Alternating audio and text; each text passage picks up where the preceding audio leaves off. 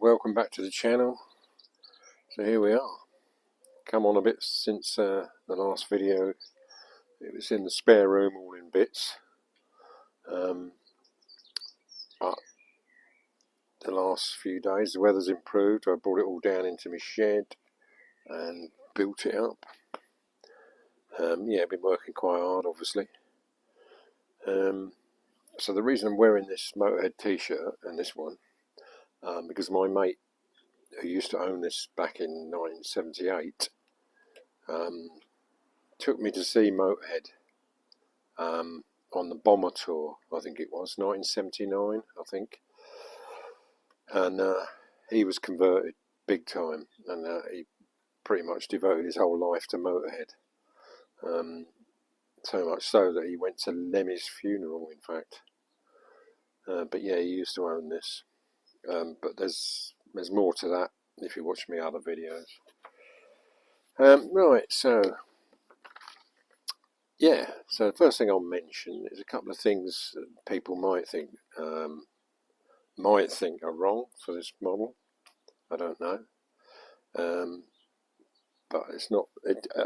I don't know quite how it worked, but it seems like some of these bikes had like a crossbar on the handlebars, and some didn't. And I've actually got a road test, which I'll put a picture up. And the handlebars are like that. So, you know, UK market, American market, I don't know what it was. They were the bars that were on it when I got it, so I've stuck with them without the crossbar. The clocks, this is a T500R 1971. The clocks on some of these bikes had the white or creamy coloured bit around the bottom of the clocks here. Again, some of them didn't, so that's a bit odd. So I'm glad, really, because they are new clock bodies, which I got off eBay. I did mention this in a previous video, but they were about £100. I think they were 3D printed, but fantastic job. They look exactly like the originals, like they should be. But as I said, most of that type of clock were on the models after this, right up to the M, which I think was the last model, and then it became the GT 500. And the tank is definitely technically wrong for this. It's not. It's right in as much as the way it looks like that, but it should have the fuel cap should have a little button at the side. But this has got the later one where you squeeze it just there to open it. Apart from that, it's exactly the same. It was only that. I think this little clip piece here was over to the right a bit more. So this is off the T500M, this tank, but it was on, well, it came with a bike when I got it, put it that way, and it's immaculate inside, and that to me is far more important than having a tank that's, you know, has the right cap on it. I mean, it looks the same, as you'll probably know. Dream Machine painted it, and they've done a fantastic job. I did say in one of my earlier videos that I got a brand new old stock oil tank, which is on the other side. I'll show you a picture of that. And they matched it up, and they've done a perfect job with their modern technology.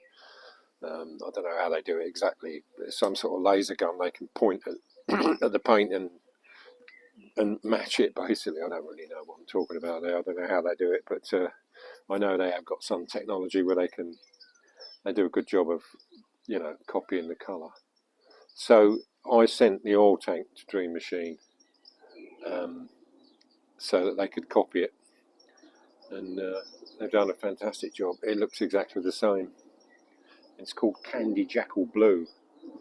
But yeah, the oil tank, as I say, was in a box with a part number, and it all tallied up for T500R Candy Jackal Blue. So that's what it is. So yeah, apart from that, I think everything's correct for this bike.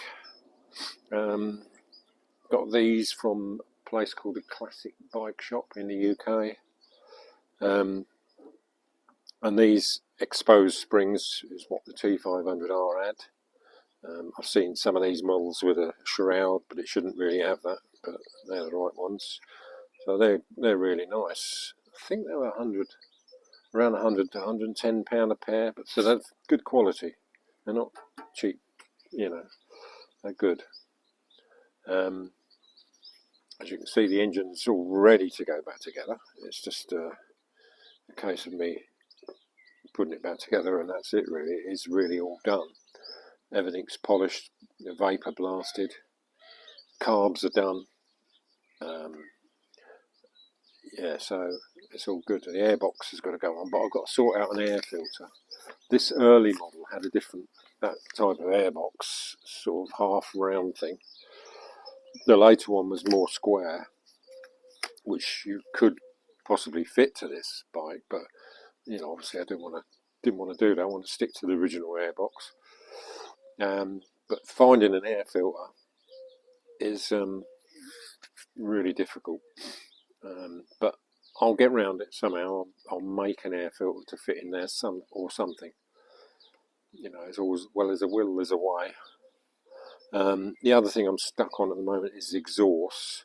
I've got the original exhausts, but they don't look too well. They're not that good, obviously. But you know, I could have them chromed, but I'm not sure. It's a lot of money. Chroming is getting really expensive, and if they don't come out as good as I'm hoping for, because of the condition of them, I'm not going to be very pleased. It could be £1,000 to have them chromed, and a lot of the chromers won't touch them because they're two-stroke. You know, the bloke who chromed all my bits for this, Doug Heath in Baldock, he done a good job, but he couldn't do me exhaust anyway because his tank isn't big enough. He can just about fit a mud guard in, which he did. These mud guards, he did all the chain guard, and he didn't do the wheels. These are new rims, because he doesn't like doing wheel rims, because apparently when they polish it, it rips the mops where the spoke holes, tear the mops up. So I had to go with new rims. They're nice ones though. They're British chrome. They're good, nice. Respoke the wheels myself, as I normally do. Even the sprocket was in really good condition. That is the sprocket that was on it when I got it. I got my own zinc plating kit and I plated it. And I'm still trying to sort out some tab washers. These are just loose at the minute. I can't get tab washers, but I could make some, to be honest. It wouldn't be difficult. Just some thin steel, cut them out, zinc plate them, or aluminium possibly. But either way, I'll sort that out. It's the least of my problems, really. I've still got the wiring loom to sort out. It's all there, but it's not brilliant. But you know, it did. All the electrics did work. So I've done the coils. They're all up underneath the tank and done. Yeah, so you're certainly getting there. I'm looking forward to it, really, when it's all done. The seat, luckily I had another seat. The seat that was on it when I got it, it was rotten, as they do. But I had another seat which was much better, so that's good. So I've done all that, stripped it down to bare metal, painted it underneath. The foam was good, but that's obviously a new cover. That looks nice. Yeah, the indicators, they're original. They have been re-chromed by the previous owner, Motorhead guy.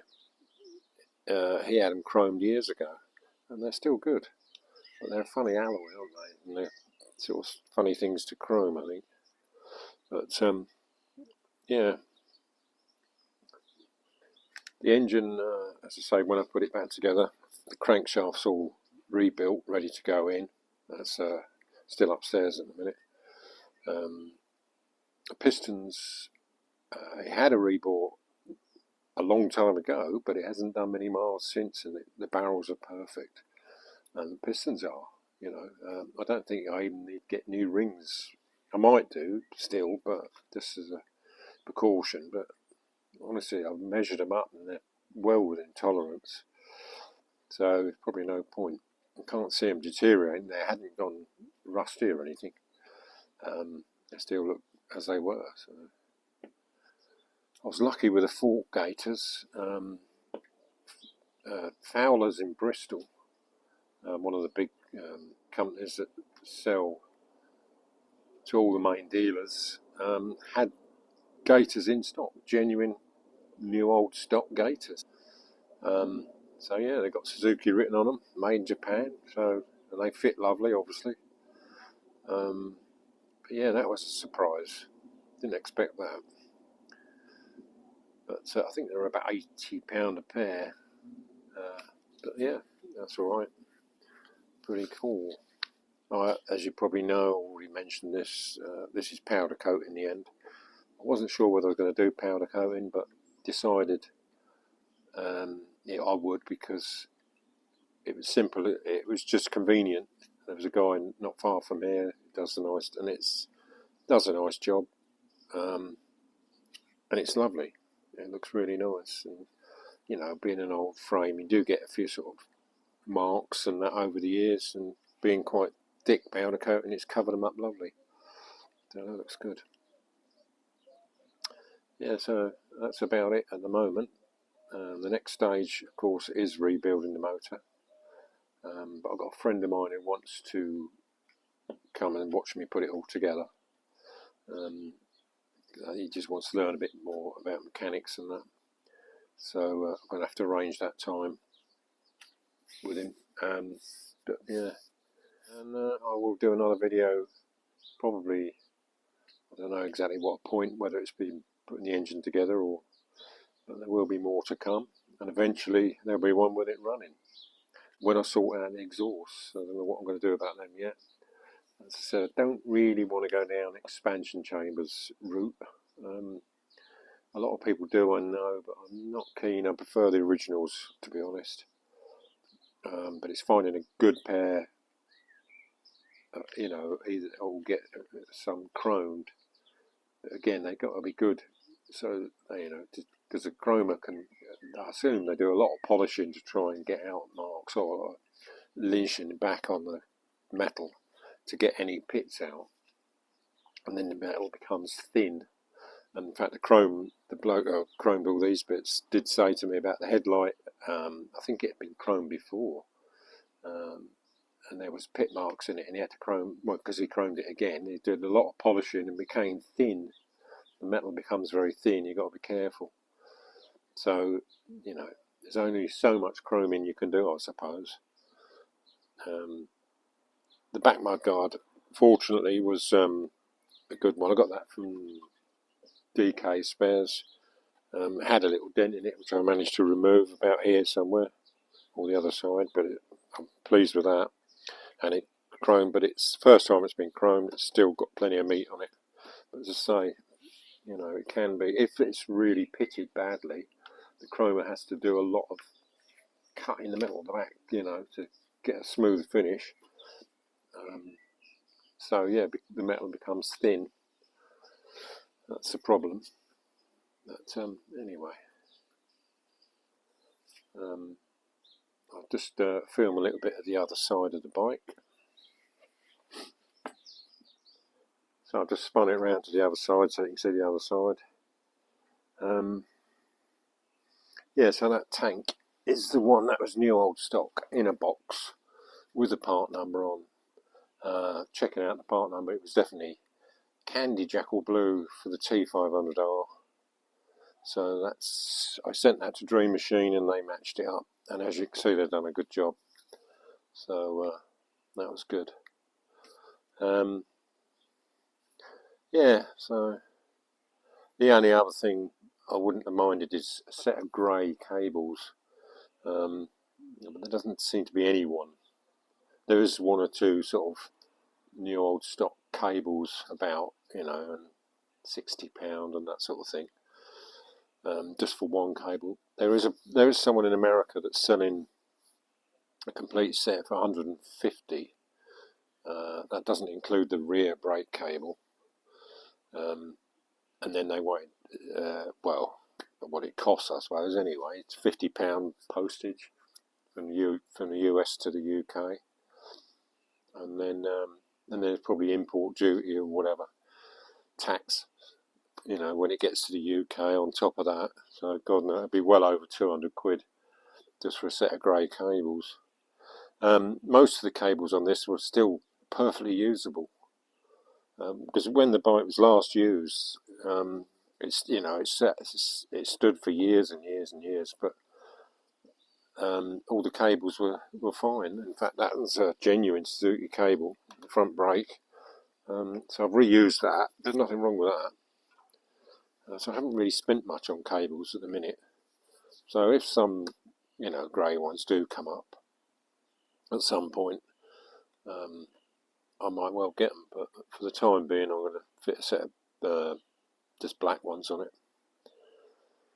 All the latest T500s have black cables. That's why, you know, you can get both and they'll all fit. It's just really, technically, it should have grey ones on this. I don't know if the back brake cable was grey as well, because I've never seen a grey rear brake cable, but I assume they exist or have done. Anyway, that's about it. So yeah, thanks for watching, and hopefully see you in the next one.